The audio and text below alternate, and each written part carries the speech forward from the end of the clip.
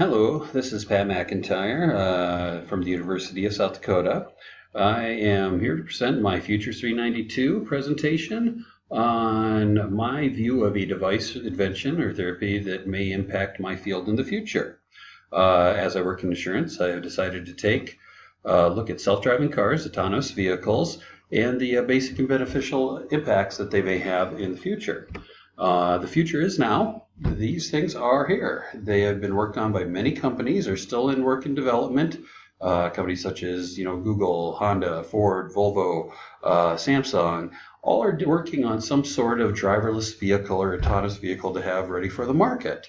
The thing is, though, it's really not even just a race to release and manufacture these things for sale, but it's also something we're coming up with a proprietary system for them on how they're going to work on the roads is becoming a really big part of the race as well. Being able to get a foothold in there is kind of a big deal because that's really where a lot of the major impacts are going to be made. With the types of vehicles that are going to be available and the types of systems that they're going to have, each company is working on either, robotic systems or reactive systems to allow the vehicle to work without a driver. Whether it's GPS, MODIS sensors, different track type systems or piping in the road, relay guidance that would go on towers similar to cell phones. All of these things are possibilities and different things that are being developed by different companies. And there are questions in uniformity in how they're going to work. So there's a lot of companies that are sharing a little bit of data in the system, although everybody wants to have that proprietary foothold. The companies are playing nice with each other because essentially they're going to get left behind if they don't. And if they want to be able to take advantage of the manufacturing side, if they fall behind the proprietary systems, or if they want to be able to get into a niche market or anything there, they're going to have to play nice. Something like that in using this data share information says that this is going to happen. Companies just don't make small investments nor do they share information like that if they don't believe that this is going to be a revolutionary or a new standard within the purchasing world. Now, government agencies are kind of rethinking the benefits of it. 7 states are already allowing road testing on it. So don't be surprised if you're in Southern California, even in the busiest, thickest, densest freeway traffic, and you see a car drive by with crash test dummies in it. It is happening already. There's going to be some interesting debates over public funds going into the infrastructure development because just like with the World Wide Web, something like this that is going to be that transformative and have a benefit across so many scales has garnered interest, and money is your and I tax dollars are going into some of the development of this. Obviously, because it's going to have a impact on roads, road construction, different public land usage. But there's such big social, economic, safety, and productivity impacts that it can be considered for it, that it is a great investment for our country to have such a thing in place. One of the benefits, of course, is going to be safety. Obviously, the car is in control, the system's in control. You take out human error, you take out distraction, less accidents. There's going to be a lower possibility of driver mistakes, driver distraction, but also disregard of motor laws. That is one of the biggest causes of accidents, is people just not obeying the function of it. It's not just simply nodding off or anything like that. It is disregard is a major, major factor. The uniformity of flow, will lessen the possibility of manual drivers breaking the laws. A lot of these things, are going to be based upon usage areas. It's not like every single car is likely going to be going randomly to the best program, best area. There will probably be uniformities like lanes, very similar to things like carpool lanes or slow merge lanes that they have in many different states and cities. Because it's working like that, you would have less interruption of those people that want to be able to drive. But the end result, is that it's going to save lives. Now, the economic impacts are huge. Coming from where I work in insurance, this would definitely lower premiums because risk is lowered, which is going to put more money in the pockets of the average consumer to spend. Per person, the average yearly premium is $1,837 per person. I've got two teenage drivers. I can attest that it's expensive. Imagine if we were able to cut that in half.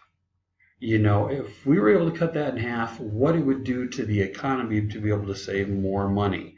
A lot of people think that it wouldn't work that way. They're like, oh, the insurance companies will just have better profits or whatnot. But insurance companies work on a very low margin. Some of the larger companies work as low as 3% on what it is. The money they take in isn't doled out and divvied out to run the company and make people rich specifically.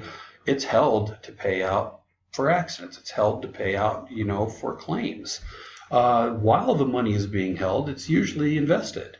So what ends up happening with the interest on that investment is usually what ends up being used to, garner a profit and or the running expense for the company. So it's very proportionate, and it's set into a system of rates and payouts where, yes, this will happen. It will make premiums lower. Insurance companies don't want to raise premium because they lose customers, they make people mad, but it has to follow the base of risk. This eliminates a ton of risk. Medical expenses will go down, personal and public. You and I pay a ton of money to emergency services every year to be able to go out and clean up accidents and save people's lives. We pay a ton of money to hospitals because of people that are not insured that have to end up, getting fixed up. We pay a ton to counties for funeral expenses, different things like this. This could help take care of. Medical insurance could also be lowered because many states have what's called a PIP requirement, or a personal injury protection. For instance, in New Jersey or Michigan, if you don't have health insurance, your auto insurer has to be able to pay for medical claims suffered in an auto accident. So it's much, much higher rates based on that. If you do have health insurance that'll cover those, injuries from a vehicle accident, well, then your car insurance premium is lower. Something like this is going to be affected because, of course, with the lower risk, there's lesser need, less pushback from medical insurance companies in different areas. It will even out very nicely. The job creation is huge for this because of the infrastructure needs. It is an expanded, construction, but a construction type too, because you're going to have to integrate more technical needs into it depending on the guidance systems and the track systems that are potentially used for it. There's going to be more need for types of maintenance, upgrade. There's going to be entire new jobs for the technology that goes into this. And the interesting thing about it is it doesn't replace the normal manufacturing system on which these companies process. Rather, it's expanded by making an inclusion of a service, economy or service sector system into it, because some of the changes for it. It's simply not replacing cars or replacing people's job that make cars or anything else that go with it, but what it is doing, and is being able to create new types of jobs that are more sustainable as well. Lower spending needs, of course, for public safety, and there's also going to be less theft, not just because the GPS tracking systems can recover the cars and deter people from taking them, but there's also, when you have less traffic interruption and less of a need to stop, it could also lower carjacking because they're not going to be able to get up on you as easy, or you're going to be more aware before something can happen. Productivity has the potential of going way up. The sit back and relax situation. We've all seen the girl putting on their makeup while they're driving down the road. Well, guess what? Now she can do it safely. It's an extended measure for it. Or the people whose kids are fighting on the way to school, now they'd be able to turn around and smack them. People eating and driving, just with less distraction, it is safer. Work productivity goes up. There's a great study that shows that the work loss due to media bases and our need to engage in media is huge. Most people show up to work and work in catch-up scenarios, meaning something sparks their interest or they were in the middle of something, they had to leave for work, and when they get there, they are not engaging in work. Most people, waste about 36 minutes per day, it's estimated, the majority of which is in the morning not working because they're catching up with media bases and or other things that had sparked their interest up to them, whether it's email, whether it is the daily costs, anything like that comes up. People being able to do it in their car on the way to work now might have them better prepared when they hit the desk to be ready to get to work. But also easing congestion alone help people get to work on time, helps deliveries move smoothly. That could be a huge benefit there because in many cities, the traffic congestion, traffic jams, things there. When people get halted on the way to work, even when they planned for it, they may not get there, productivity stops. Having a guidance system to be able to go through it, be able to measure these things and keep that congestion down, be a huge help. The last one is the social impact. The government loves the idea for a couple of reasons. One of them is road rage. They're saying essentially that road rage could go down a lot because people being able to relax or be less concentrated on the stresses that cause the road rage, which is usually people that disregard laws. Now, these people that disregard laws or people who might be saying, hey, I don't want Big Brother driving my car, I like to feel the response of my car, it's not that they won't be able to. The likelihood is that there'll be usually designated lanes or pathway systems that would work from there. But the people that, end up getting uptight or upset or go off into road rage usually are the people breaking the laws. So it's going to be a lot easier to pick them out.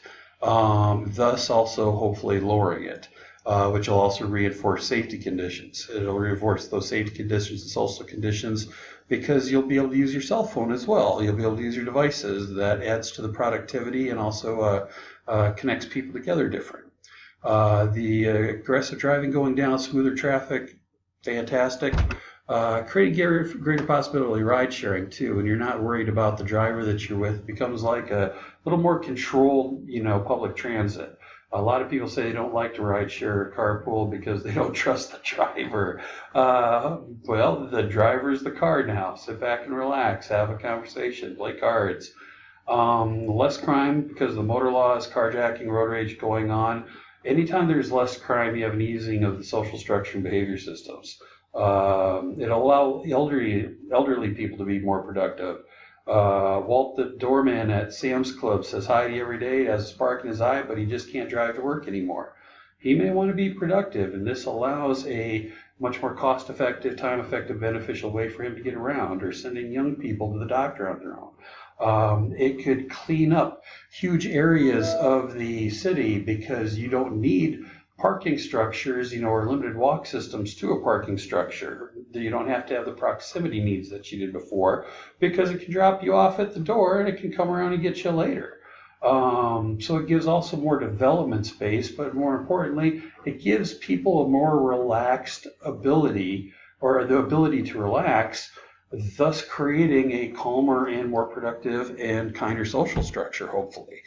These are actual things that you can look forward to potentially from this happening, and things that futurists and government planners actually have looked at as well as businesses. And it's just the start. The implications for the autonomous cars haven't been fully explored. There's no uniformity or implementation plan yet. The technology is going to be utilized in other countries for the U.S. due to regulatory differences between states. The states issue is going to be huge. You can play into the business aspect based on who's going to contract better. So it could take a little while, and it is a financial game.